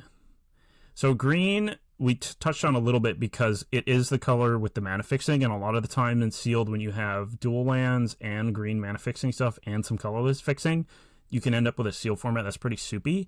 And I thought we might be there because the combination of the rares being good plus all that we just talked about would make me think that. But honestly, green hasn't felt strong enough to be a main color to me and support all that sort of nonsense. What have you thought about green? Yeah, I guess to clarify, I mean, I think it's a color that can be strong enough to be a main color, but not because it's allowing you to fix your mana and splash to other colors. Gotcha. I think so. Like, you're okay with like 2-color green decks? Yeah, or just the same kind of thing. I mean, I guess I had a green-blue splash white deck that did have Earthbender's Ascension to help fix, but nothing at the common level. I mean, it ends their journey, but that's colorless. I had also the green-blue red deck I had no green fixing whatsoever. So it was just splashing red the same way any deck could splash red, just with the lands and things like that. Right. Yeah, so interestingly, it's just the fixing cards aren't great, which, at least at common, uncommon, we have 3 good ones at rare, and maybe if you open these, that should change the equation a little bit. I have Splash with Earthbender Ascension and Great Divide Guide. These are all really good. Earthbender Ascension, probably the best Ascension. It Earthbends 2 when it comes into play, and you search for a basic land, and then once it has 4 counters, it triggers its counters off of landfall. Then once it has 4 counters, you start putting +1/+1 counters everywhere and giving trample. So that card's really strong. And notably, when your Earthbend things die, you're going to trigger landfall. So like it stacks up a little faster than good point. Too. Yeah, and it gives you kind of 1 for free since it searches for a land. Yeah, I mean, these cards are pretty obvious, right? The ones that are really good. Maybe Badgermole Cub. Yeah, I was surprising. What do you think of that one? It's just solid. It's fast. If you could pick any 2-drop to play on turn 2 in this set, it's probably the Cub and the Great Divide Guide are up there. Yeah,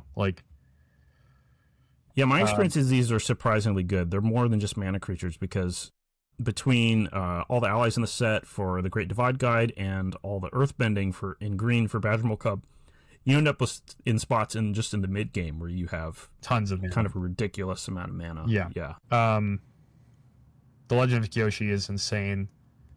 On theme with all the other legends. I had it in one of my decks. I can say that if you control a 3-power creature, you're going to be happy casting this. Like, it's not that high of a bar. You don't need to be going crazy with it. Draw 3. Right. The Earthbend then next turn is like 5 or 6 usually. Keep in mind on Arena, I did this a lot. I would have clues, so I'd like put a stop on my main phase so that when Chapter 2 went on the stack to Earthbend X equal the number of cards in my hand, I might crack a clue in response. Mm-hmm. Funny enough, this might be the worst legend. No, I don't. Insane. I think it's better. You don't think so? I think it's, even not counting color bias, I kind of like it more than the red one. Okay. I haven't gotten a chance to play with or against it, so I'm just reading it. Green is just like I know it has a fail rate, but green is both going to have a little bit of mana acceleration on occasion and also is just like gonna have creatures in play with power, and like I said, I think 3 is totally a fine amount of power to have in play. And sometimes it's way more. Something interesting about the other sagas, a lot of them, like the second mode, doesn't do hardly anything. Yeah, this one, the third mode, is the worst. Yeah. So, I believe it's a 5/4 that gives all your lands trample and hexproof. Okay. So I mean, giving trample to the Earthbend X from the previous turn is amazing, but it's mostly I think it also taps for mana equal to greatest power among creatures you control. But that's kind of useless at that point. Yeah, that's exactly what it does. I'm looking at it. Yeah. Yeah. Okay. And then, what do you think about the common green removal in the set? That's always kind of up in the air whether that's good or not. Yeah. Maybe not things I'd splash, I guess, but bites are useful when you're green. Like I said, for the same reason the Legend of Kyoshi's good. It's your deck's kind of about creatures. Maybe play more creatures than normal. Allies at last being able to cost 1 and also letting you pick 2 creatures makes it pretty hard to get blown out with. Yeah, there is that green removal spell, and it actually doesn't. There's a third one. Yep. An uncommon that actually fights instead of bites, and it doesn't have great stats. I think you really want to be. But I am curious what you thought of it. Say that again. I think you really want to be like an Earthbendy deck to play that, if that makes sense. Gotcha. It's really good to put Earth Rumble counters on something an already Earthbended land, I think. Right. Yeah. So this is 3 in a green sorcery. You Earthbend 2, and then you choose a creature you control, and it fights something. Yep. So it doesn't pump up anything unless you have an Earthbended land, like you said. So it can be a little rough to use since it's 4 mana sorcery. So yeah, I mean, the Zookeeper's weird. Pay attention to it. It's very weird because there's a ton of humans in this set. There are some ally tokens that this buffs, and then there are also a large amount of the critters from Avatar, which the joke of Avatar, if you didn't know, is that all of the things like Badger Mole Cub are 2 creatures mixed in 1, and the oddities of the world are the Earth King's bear, which is just a bear. So yeah. So there's tons of non-human multi-type things. Iguana Parrot is like a lizard bird pirate. And so, like I had a sealed deck with 2 parrots and Diligent Zookeeper, and sometimes you're attacking with a 5/5 Flying Vigilance on turn 4.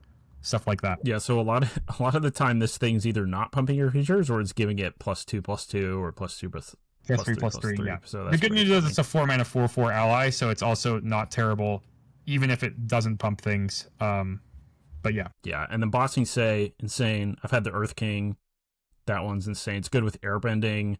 It's good with other, 4-power things, because if you attack with multiple 4-power things, you get lots of land out of your deck, which can be powerful. And just a reminder, I know I said it earlier, but I'm not actively looking to play Rumble Arena in my non-green decks, especially ones that aren't splashing. I'm not sure I would play it, but in my green decks with Earthbend, I was really happy to have 2 Rumble Arenas in that deck that had. So just to list off, I had Toph the Blind Bandit, Earthbending Lesson, which I mostly was playing because it was a lesson, the Boulder Ready to Rumble, Boomy King of the 3 Trials, and Bossing Say. And I also had 2 Rumble Arenas and an Ostrich Horch, which found the Rumble Arena sometimes, and I was just controlling a Vigilance creature so often, and literally it's just like a night and day difference on how good Earthbending is when you have that land, I think. Right, yeah. The Rumble Arena land. Okay. Yep. And of course Secret Tunnel is amazing with Earthbending too, the unblockable, I guess. But yeah, I actually have those on the section after this. So we could talk about those a bit. Huge multicolor section. Yeah, we don't have to talk about all the cards, but basically all of the multicolor rares, sometimes there's some traps where you're not really supposed to ruin your mana base for them, but I'll point at Avatar these Aang. are mostly really good. I would not try to ruin my mana to play Avatar Aang. Okay. Why do you have it on this list? Do you think it's actually really good, or do you just I think if you had a gifted pool that could support the mana, you should be trying to play towards it. But I do not think you should. But it should be pretty free, right? Yeah, you shouldn't be playing the cycle of renewals to play Avatar Aang, I guess is how I would put it. Okay.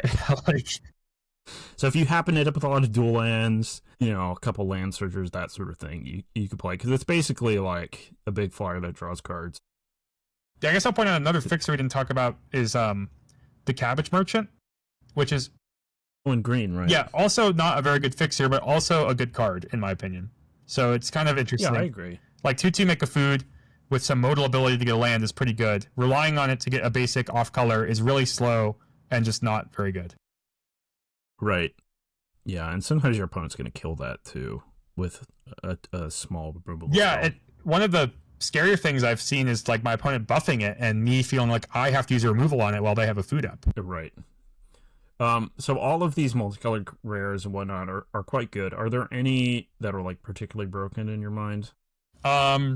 Both the red-green ones, Toph and Boomy, both felt really broken to me over the weekend. Boomy's just 9 power and 2 bodies, and they have to like not let Boomy connect. Notably, Boomy only gives the extra combat to land creatures, but it untaps all their lands when they hit you.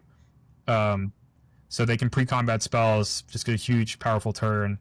I just 7-0 the draft with this card right before this podcast. Nice. Off, I think I just want to point out, so when it enters, you can discard a card, return an instant sorcery from your graveyard with your hand. But then the cast trigger is on all spells. You Earthbend 1. If it's a lesson, Earthbend 2 instead. So even your creature spells, Earthbend 1, you can just stack up a land pretty tall. So Earthbend 1, keep in mind with the sack lands. I mean, you can do this with any Earthbend number, but you can Earthbend 1 on the sack lands and like sack them to draw a card and get the lands back, which is kind of cute. But like, if I'm Earthbending 1 with Toph, I'll often target one of my sack lands first, and that doesn't mean you have to sack it. You can tap it for a land like normal anyways, and not try to get into combat with it, but like it gives you that option later. Totally, yeah. The one that I would say maybe the best here, and the one that stood out to me the most. I mean, a lot of them are so good, right? But Aang, Swift Savior. Yeah, I was gonna say Aang and Katara next. These blue-white ones. Yeah, it's just so this is the 3-mana 2/3 flash flying that everyone's familiar with, because it's so cheap and gonna be good in so many spots. It's just insane. I mean, ideally you play it, you flash it in, and then over the course of a turn or two, you flip it into this, crazy monster that wins the game. But even if you don't do that immediately, your opponent's going to take this tempo hit when you play it, and then they're also going to feel the pressure of needing to kill it before it flips, basically. Yep. And Katara is just like, sometimes you play it and win the game in the same turn, but oftentimes you play it and you win the game next turn. Right, Waterbend X, creatures you control have power and toughness XX, pretty wild. Only on your turn, but it also has vigilance, so it like gets to add to that bonus when you attack with it. Vigilance, and it comes with a creature. Yep. So oftentimes you play this, and then you untap, and if your opponent hadn't killed it, you win the game, because you just tap all your lands. Yeah, or it's a threat of activation, right? So if you controlled one creature, and you played this, and then next turn, you like played a land and attacked with all 3 of your creatures, you have the threat of making them all 7/7s, which means they can't just not block because they'll die, but also they have to like block as though they're 7/7s, which is also impossible. So, sure, yeah. I lost really badly to Ozai, the Phoenix King. Yeah, I've lost him on occasion. It's hard to. This one's hard to cast, you know, so it's not quite as broken. I had him in a couple. I mean, once it does hit play, because once it does hit play, you pretty much kill them. Iroh Grand Lotus is similar. Yep, that was worth a box for me. Was drawing Iroh a lot, I would say. Oh, nice. And casting Lost Days. Card. Yeah. I lost a game where I thought I could never lose, and then my opponent played the Librarian's Planetarium or whatever it's called. Oh yeah, Planetarium Wan Chitong. Yeah. And I was like, I'll still probably win. It's fine. I'm way ahead. And then they hit Iroh after untapping, and just so they got Iroh for 1 mana, and then they just cast a million things out of the graveyard, and I lost. So insane card. Yeah, in my deck I kept running into this fake problem of, because I was exiling the lessons from my graveyard, my accumulated wisdom wasn't giving me 3 cards. But then I realized it's a bummer, man. Yeah, it's like casting stock up instead, like a 2-mana anticipate followed by a 1-mana anticipate. It's kind of yeah. That's funny. And you have a Lyra, you have a Lyra in play, so any spells you hit are just double also. Oh my god. Yeah, it's a silly card. I mean, in theory, if your opponent is forced to play it on turn 6, you could kill it, but if they're able to wait till 7 or 8 mana. Yeah, I waited till 7 and then played a Lost Days a lot, is what happened. Oof. Yeah. We could talk about the uncommons, since those come up more often. Yeah, the hybrid costs I wanted to point out too, because that came up for me. Okay. But Sokka, Lateral Strategist, really strong card in the best color combination, so that helps. So I had a box win with a green-blue deck splashing Aang and Airbending Lesson, and I just wanted to point out, so like my mana was just like forests and islands, the green-white tap land, a plains, an Aang's Journey, and an Earthbender Ascension. But this pool notably had the green-red land and a Firebending Lesson and an Eros Demonstration. So for a minute, I was like, should I splash white or red? And then I realized, well, I have 2 copies of Sokka, so splashing white like actually improves my ability to cast Sokka because the green-white land specifically. But outside of the splash conversation, if I was not splashing at all and I was a green-blue deck with 2 Sokkas, I would still play my green-white tap land. Yeah. Something to keep in mind. That makes sense. Yeah. Something maybe I did something similar, but with Guru Pathic. Yep, exactly. Yeah, I played a blue-black deck with a black-green land. There's only ever exactly like one perfect land for the color combination, but sometimes you get it, and you should pay attention to when you have it. I guess not always, better in kind of slower decks to include these tap lands in general. If you're an all-out aggro deck, maybe you don't want to do that. But Jet is a triple hybrid red-white card, so that's one that you might even feel stronger about doing that for, though. Yeah. And that can be a strong card if you cast it, too. Like a white-blue deck would want the blue-red deck lands just to like be kind of crystal clear about it. I wanted to make sure to include Guru Pathic because I got 7-0 with a deck, and I had 2 of them, and it felt like really the glue of my deck, and then I never really...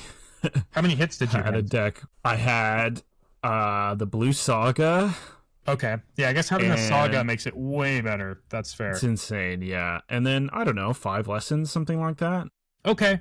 That's probably about the same number of hits I've had, and I haven't been like that impressed, but I haven't had a Saga with it yet.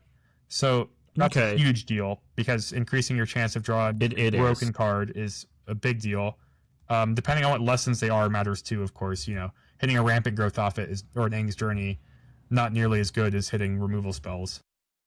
Yeah, I've been pretty happy with the 4 mana 2/4 stat line, even though it's kind of small. And then its ability of whenever you cast your lessons, you put counters places. I mean, that's been pretty good. There's a lot of instant speed lessons. Yeah, I guess I've probably played this too much when I was getting tricked by being a soupy green deck with Cycle of Renewal. And so maybe I'm a little lower on it than I should be. If I just happen to open it with strong removal lessons, it seems pretty good. Yeah, it is quite good. It's a very glue card. You play it. It's before I forget about it. I've also decently liked the 4 mana 2/5 in blue with Waterbend 3. As far as just cards that look bad that are okay. Yeah, that's how I'd put it. It's if I'm looking for a 4-drop, it's certainly in the list of ones I'm willing to be happy to play. Yeah. But sometimes, especially I was going to bring that up earlier, uncommons and rares, sometimes you don't need to put a common 4-drop in your deck.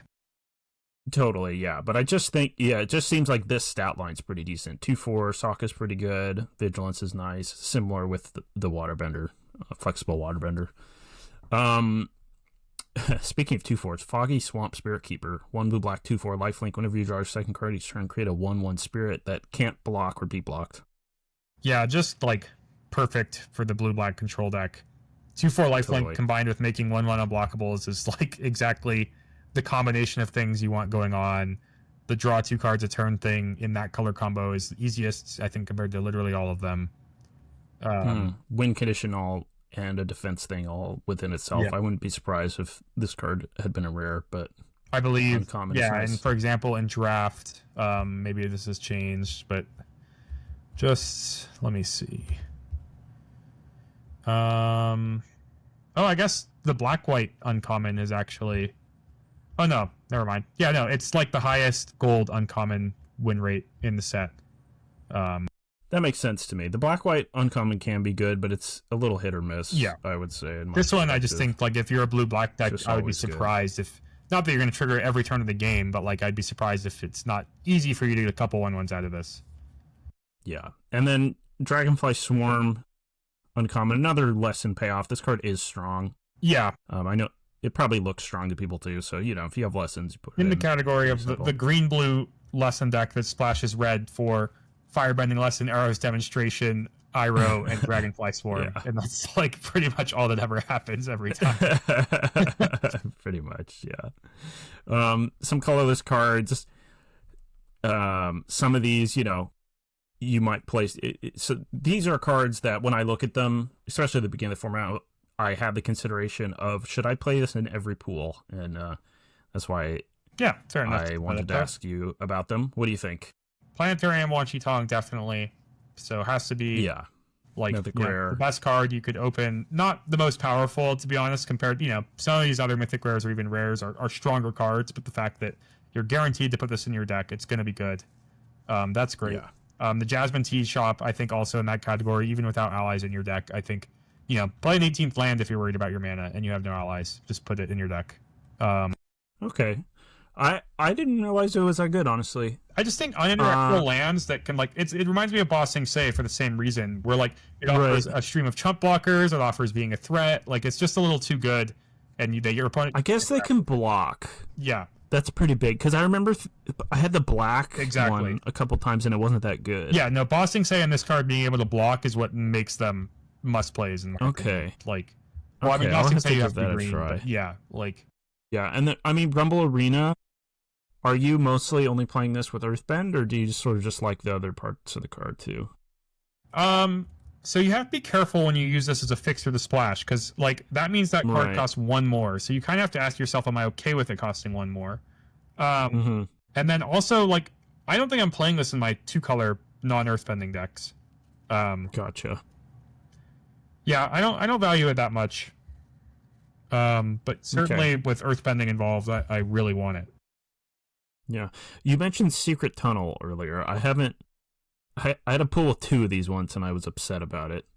Yeah, I mean, it's a colorless land, so it's a little awkward. Honestly, it's probably better than Rumble Arena if you're a 2-color deck, but if you're in the market for splashing, it might be worse to open than Rumble Arena. But it is really broken to Earthbend onto. This land can't be blocked. Yeah, so I figured it probably would be worth it in an Earthbending deck that had good mana. This set is also just, I feel 60% humans or something, so controlling 2 humans is not that weird to make them both unblockable, which can be game ending, but the activated ability is kind of only something you can do in board stalls or your head, whereas the Earthbend on this land can't be blocked is something that can kind of steal a game that you might even be behind on. Man, I haven't played any games where this card's done anything, and it's been in play on my opponent's side a decent amount, and I'm always just thinking God, is it just screwing them over there? It might be. Yeah. But I don't know. Good to know. Jury's still out on that one from my perspective. Some of these other cards, Bender's Water Skin, I just don't think this is really good enough as a fixture. This is about as bad to me as the Cycle of Renewal, to be honest. It's just 3 mana to accelerate 1 mana. Fixes any color, but you're not getting anything else out of it. I know the joke is you could waterbend with it and stuff for getting 2 mana out of it a turn, but it just doesn't work that way, I think. You could maybe have the occasional draft deck where it would be good, where you have lots of instants, but yeah, I don't think in sealed you're going to want it. Kyoshi Battlefan we talked about. I play this in a lot of my pools. Yeah. I mean, obviously you're looking for some other synergy, but sometimes you just need cheap cards. Yeah, if it's waterbending, it's ally, it's a sack. I guess specifically my green decks don't want this, but my blue and white and black decks want this. Yeah. How have you liked Fire Nation Warship? It's okay. I want a high amount of creatures. I thought it was better than I guess how it's played out for me. I've been playing it and I've been pretty happy with it. I mean, mostly, I only put in decks with plenty of creatures that are 2-power, but it's good, I guess, with the common white 2/2 that when it taps, you scry 1 and gain 1. It's also sack fodder, gives you a thing to sack, things like that. It's probably a card that I guess I would play it I'd be happier with it in my deck than the Battle Fan, but I also don't think it's a must play.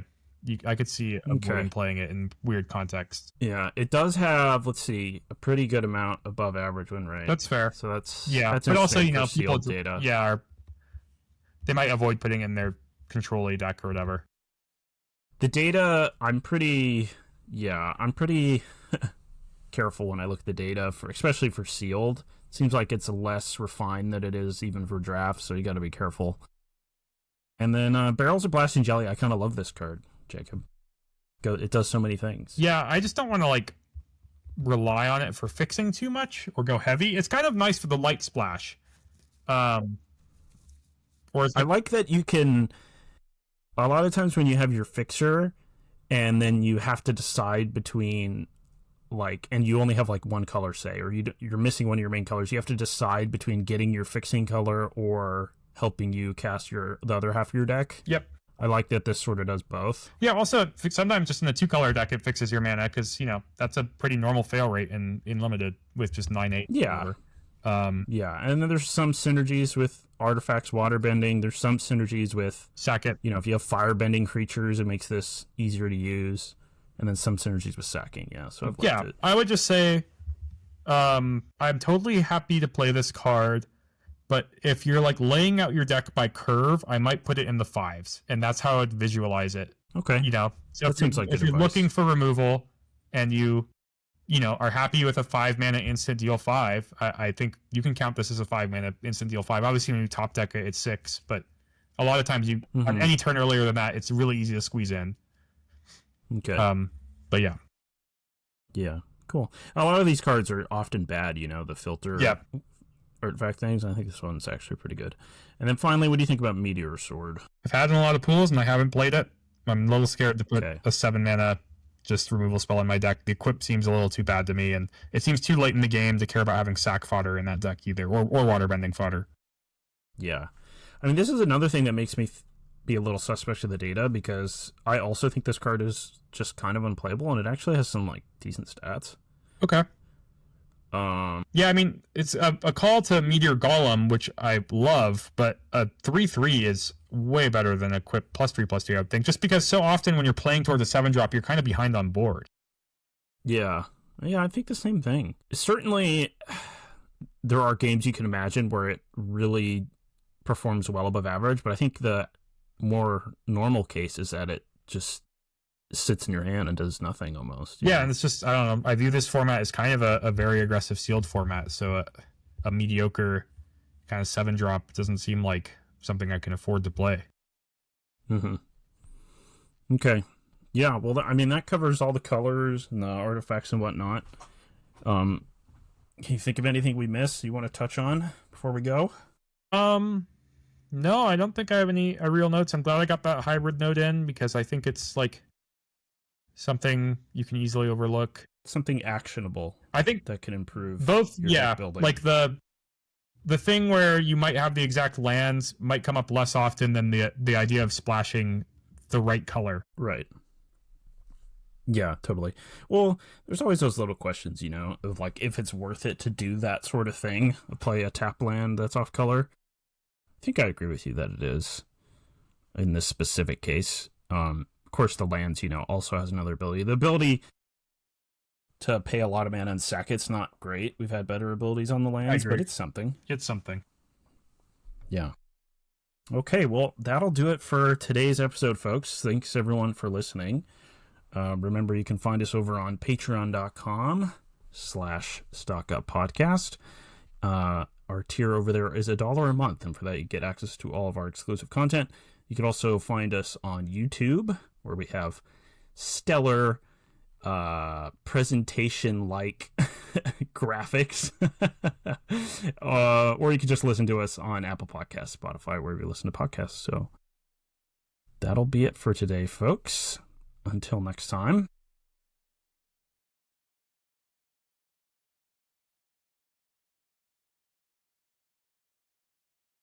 So, Worlds is this weekend. I'm kind of excited. And not that I have any... Lots of standard bands, lots of new cards. Yeah. Seems like a cool draft format. Just a little overview. It's 128 players exactly, which is interesting because I know that's what they aim for. And the AMP top 32 cutoff that I was aiming for, that normally is anybody tied for 32nd gets in, it was actually exactly 32 players. So I guess that was kind of intended to be exactly 128 players. They got an even number. Yeah, though I guess I won't pretend I don't know who, but sadly I know Kaibuda is not going to show up. There's another player, Jan Moritz Merkel. I don't know if he's going to show up. I'm curious. That's a player. Like these are people that are qualified but aren't going. Yeah. Jan is just a player that doesn't show up to Pro Tours, even though he's like won multiple arena championships and he got second place at one this year. What country does he live in? Do you know? Well, so he's German, but he lives in Mexico City. So I think it wouldn't even be that costly to fly to these Right. United States PTs. I'm not sure he was qualified for Final Fantasy though. I just know he skipped Edge of Eternities, but I saw an interview might with have him. some reason. He says he doesn't like to, leave his house. I get it. Like I have dogs and stuff like that. It is like a hassle. it costs a lot more than just the money to leave your home for a weekend or a week or things like that. For sure, especially if you have a job or something too. Yeah. So what? But I'm curious if they'll make the trip Worlds, out to huh? Worlds. Mm-hmm. What do you think about the so it's standard, right? Is it any other format? Standard and limited, probably. Just standard and limited, and yeah, so it's 14 rounds total, 7 rounds each day, 3 rounds draft, 4 rounds standard. I believe top 8 will be best of 5 standard. You have to go 4-3 to make D2. So it's a little bit more limited heavy than a PT. I mean, it's 1 less round each day than a PT, but still 6 rounds total of draft. So a little bit more rewarding to be good at limited.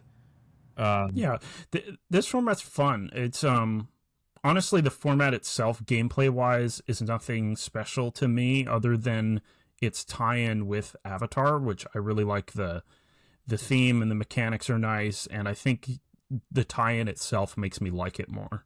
So I might watch more limited than I normally do because of that reason. Yeah, and I think a lot of what we covered in Sealed is pretty true in draft, with the exception being that, like, I think you can kind of draft a red deck that does what red wants to do.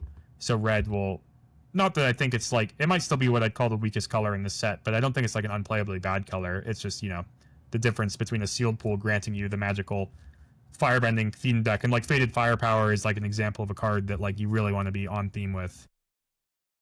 Yeah, totally. So red's got some things going on. It's got the firebending theme deck and then some lesson splash stuff going on, of course. So yeah. Do you have you been paying attention to standard at all? I haven't been paying attention, but I've been playing a little bit on ladder. Okay. Here and there. That's been fun, but I'm Working pretty on low Goldfish, ranked. and I just kind of wanted to like talk about things to expect at the PT. It seems like everybody's talking about Okay. Battle Cup now. Oh, I'm sure. Yeah, I assume next week, we'll cover standard, but Yeah. Are there any little like, preview? decks you're rooting for, things like that? yeah, rooting for. I want to see lots of Avatar cards, and I think actually we will. Yeah, the Bant. You brought up this kind of Bant airbending combo deck with Doc Arlock, but a lot of people are playing it, and standard. Right I now. think that's going to have a chance. It needs some refining. Yep. The sort of sloppy lists I put together definitely had potential, but weren't good. So, I mean, that's exactly sort of the thing that a world championship would hone in on, and whether or not it's good. Yeah.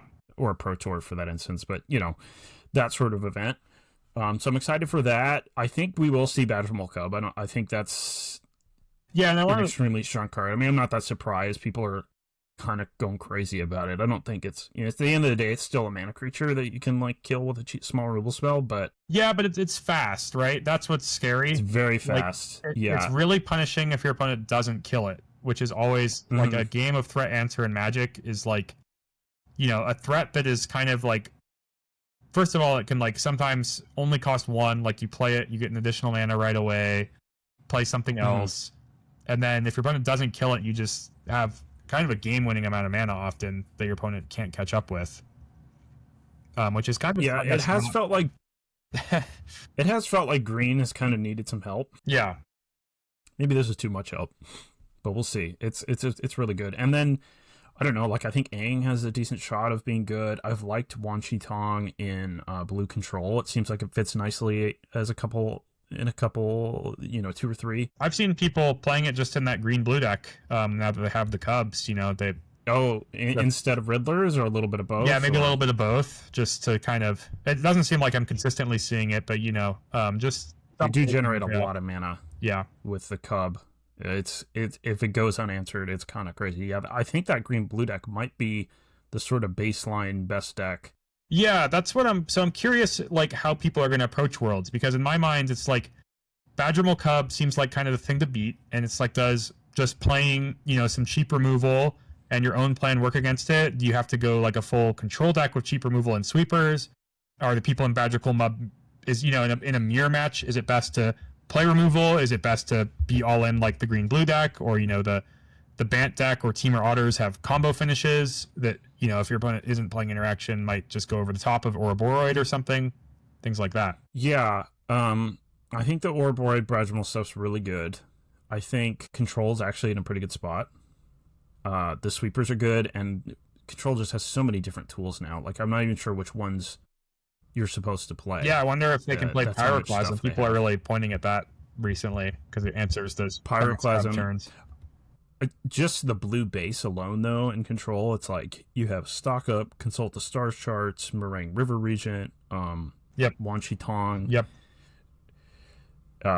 Fountain Port. So there's tons of reasons for Control to be good right now. We might finally see its time to shine. One of the things I was building lots of like kind of interesting mid-range decks, some ramp decks and whatnot, a little bit toying around with, and I would gear them to beat like Badger Mole, and I would do okay, you know, and then I would run into like a blue-white Control person, and they would totally crush me. So. Right. Yeah, I mean, Ultima also does actually permanently kill the Earthbended lands. Yeah. So there's options for sure. Some mid-range decks have problems against, like I said, the Control shells, because the Control shells have such good late game now. I've been seeing We might blue-black mid-range. I mean, that's one of Control's predators, but it seems a little weak at this point. So I'm not sure I'm about curious that if one. you've played against this on ladder, because I see it a lot on these Magic Online standings. This blue-red looting deck. Looting. What do you mean looting? So it's Marauding Mako, Tiger Seal, Duelist of the Mind, Fear of Missing Out, Quantum Riddler, Winter Night Stories, Storm Chaser's Talent, Torch the Tower, Boomerang Basics. Cauldron deck. Yeah, but no Profs or Cauldron. It looks kind of underpowered to me. Well, it looks like I haven't played against it. like Tiger Seal does not sound like a good card to me. But you know, it's kind of an aggro deck with decent like big bodies for how fast they are.